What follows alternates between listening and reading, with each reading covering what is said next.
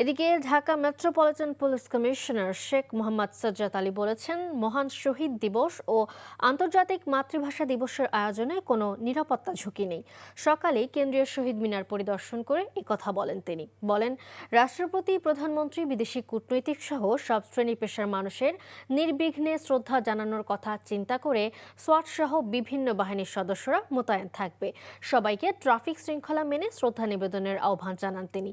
পরে র্যাবের মহাপরিচালক এ.কে.এম. শহীদুর রহমান শহীদ মিনার পরিদর্শন করে সাংবাদিকদের জানান, বিভিন্ন আইন শৃঙ্খলা বাহিনীর সাথে সমন্বয়ের মাধ্যমে কয়েকটি সেক্টরে ভাগ করে নিরাপত্তা দিবে র্যাবের ৩ শতাধিক সদস্য।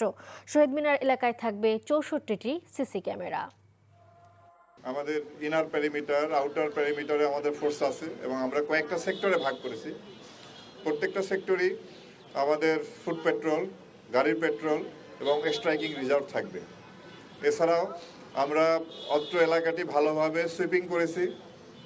আমাদের bomb disposal team stand by থাকবে। এছাড়া পুরা এলাকাটাকে আমরা ৬৪টি ক্যামেরার মাধ্যমে এটা আপনার সিসিটিভির আওতায় নিয়ে এসেছি। অমর একুশের অনুষ্ঠানেও কোনো নিরাপত্তা সংখ্যা নেই। তথাপি আমাদের নিয়মিত মোতায়েনের পাশাপাশি সোয়াট, dog squad, bomb disposal team, crime scene unit সার্বক্ষণিক প্রস্তুত থাকবে।